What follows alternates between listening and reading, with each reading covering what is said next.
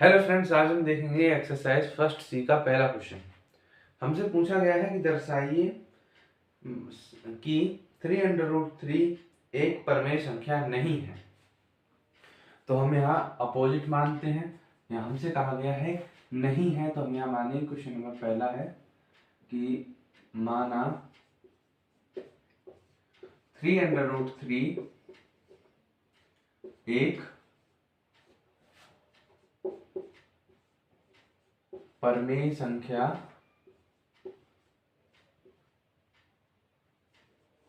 है। तब 3√3 equal to P बटे Q हो जाएगा।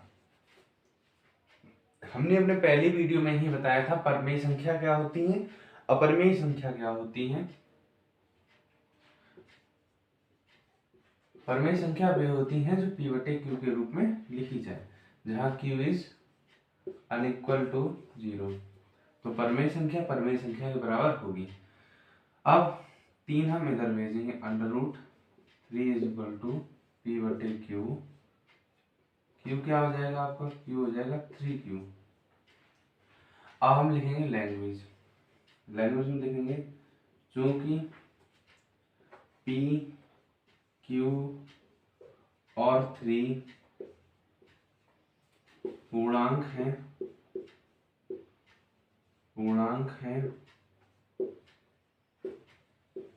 तब P बटे 3Q एक परमेय संख्या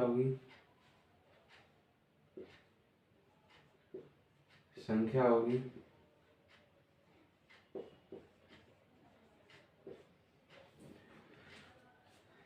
अतः √3 भी एक परमेय संख्या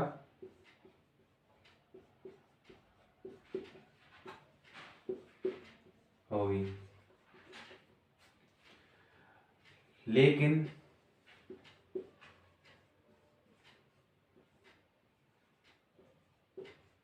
इस तथ्य का विरोधाभास क्या होगा, हम देखेंगे।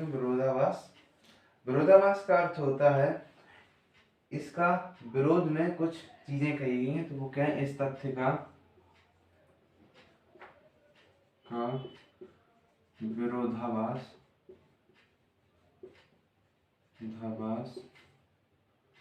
इस तथ्य का विरोधाभास कि √3 एक अपरमेय संख्या है,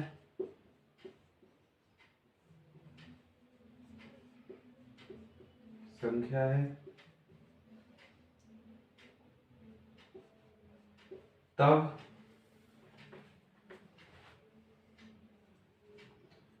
हमारी कल्पना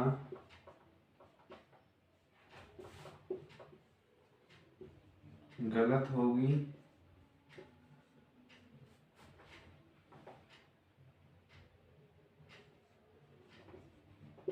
हमने कल्पना क्या की थी कि यह एक परमेय संख्या है, हमारी कल्पना गलत होगी। अतः 3√3 एक अपरमेय संख्या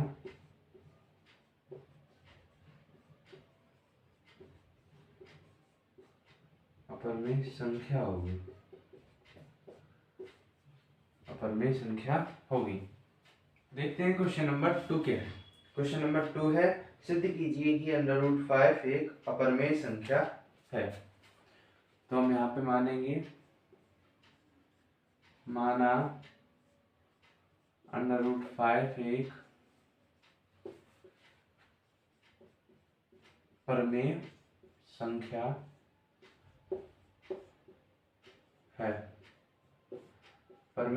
है, तब √5 is equal to P upon Q is unequal to 0।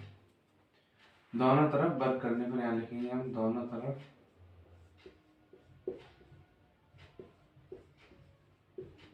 बल करने पर, दोनों तरफ बल करने पर क्या होगा, √5 का बल P/Q का बल। तो यहाँ क्या आ जाएगा 5 = P²/Q²। एक क्यू हम इधर भेज देंगे 5Q = P²/Q²।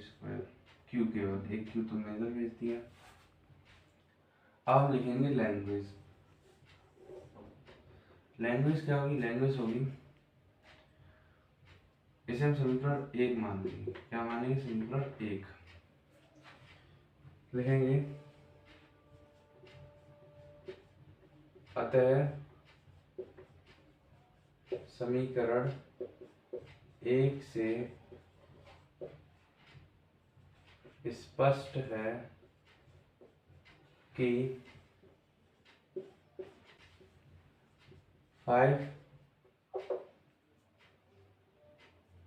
5Q एक पूर्णांक है,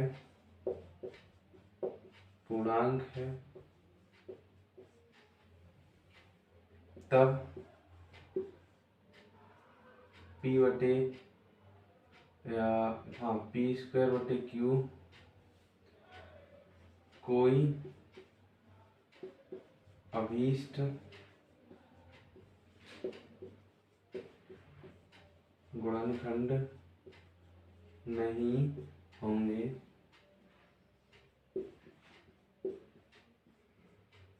अभीष्ट गुणनखंड नहीं होंगे, तब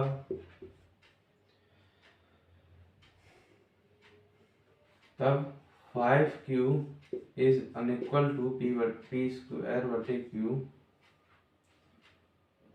अतः हमारी कल्पना गलत है कि √5 एक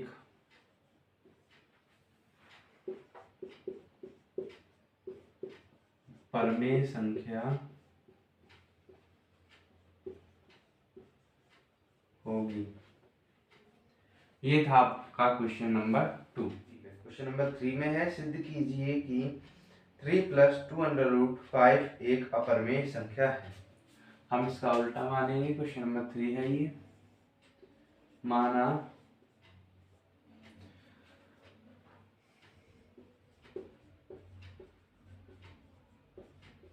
एक परमेय संख्या है, हमसे अपरमेय पूछा गया, हम परमेय संख्या मानेंगे, परमेय संख्या है।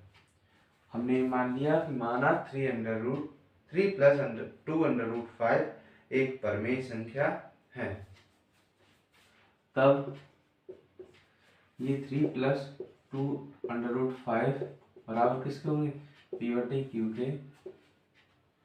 Q is unequal to 0, जहाँ Q is unequal to 0, 2√5 = PQ minus कितना हो जाएगा, 3 हो जाएगा, और √5 = क्या हो जाएगा, P/Q × 2 - 3।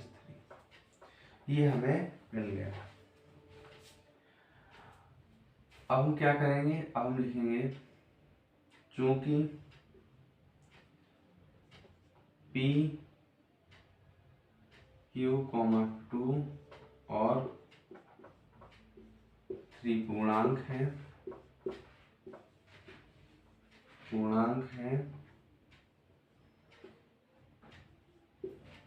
तब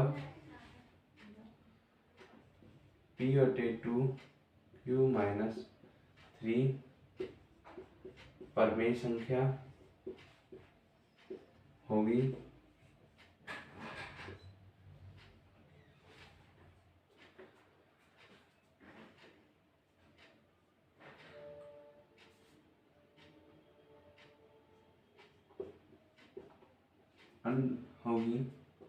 अतः √5P एक परमेय संख्या होगी। लेकिन इस तथ्य का विरोधाभास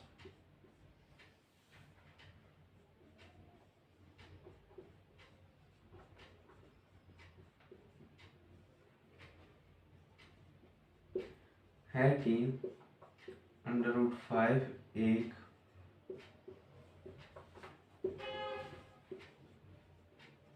अपरमेय संख्या है,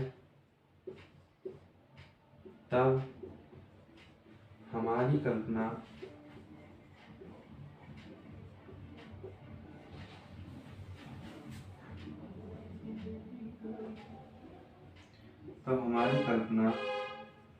गलत है कि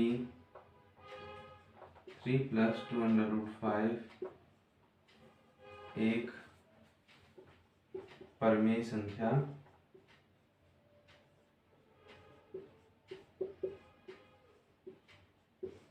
है। ये था आपका क्वेश्चन नंबर 3। हमसे क्वेश्चन नंबर 4 पूछा गया है कि सिद्ध कीजिए कि √7 एक अपरमेय संख्या है। क्वेश्चन नंबर 4 हम लिखेंगे, माना √7 एक परमेय संख्या है, परमेय संख्या है, तब √7 √7 P/Q, Q = 0। दोनों तरफ वर्क करने पर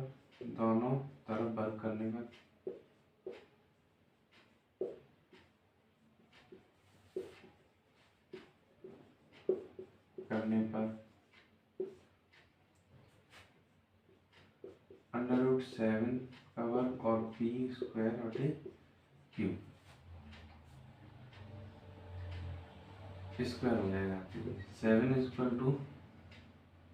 7 Q एक क्यू हमने इधर भेज दिया, P² बस।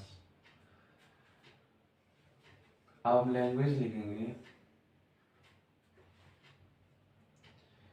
लिखेंगे, चूंकि P Q पूर्णांक है,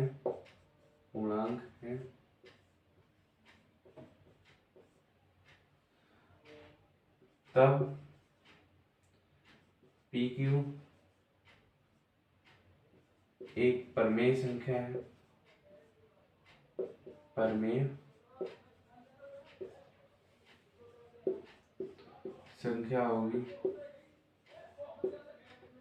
होगी। अतः 7Q भी एक परमेय संख्या होगी।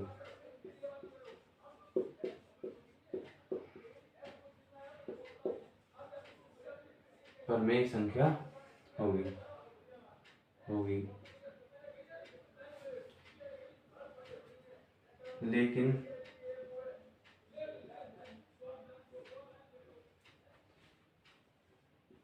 इस तथ्य का विरोधाभास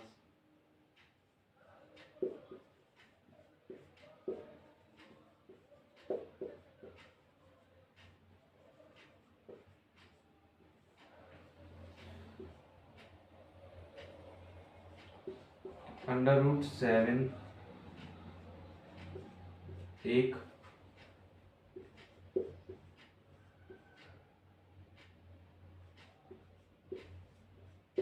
अपरमेय संख्या है,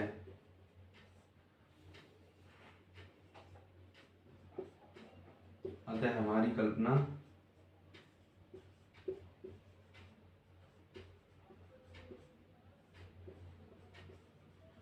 गलत है कि √7 एक परमेय संख्या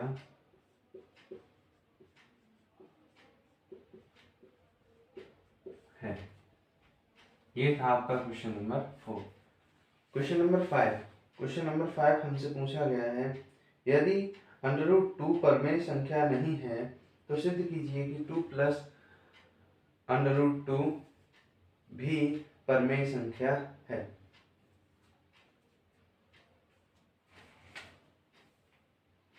क्वेश्चन नंबर 5 है, हम लिखेंगे माना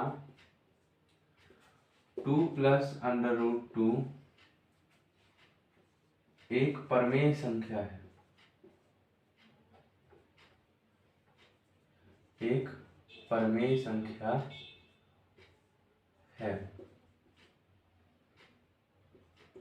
है।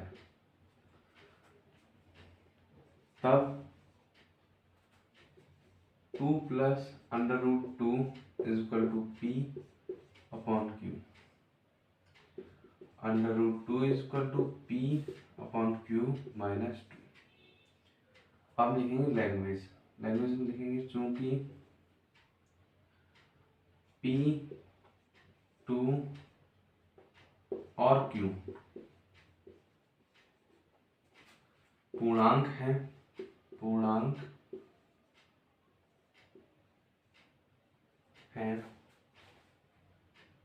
तब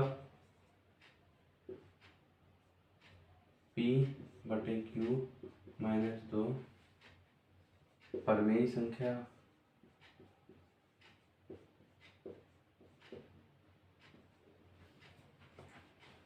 होगी।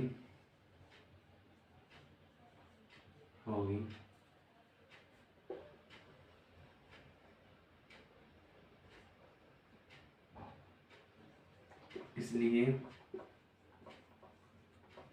√2 भी परमेय संख्या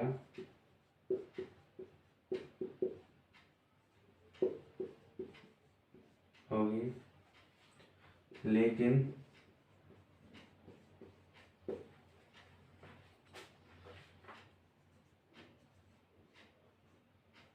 इस तथ्य का विरोधाभास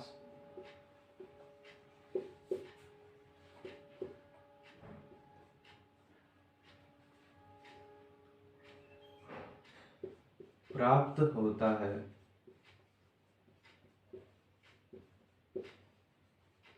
कि √2 एक अपरमेय संख्या है।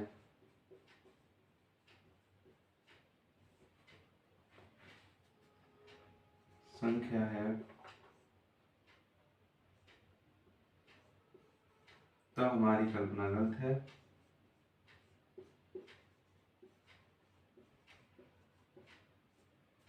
कल्पना गलत है कि 2 प्लस √2 एक परमेय संख्या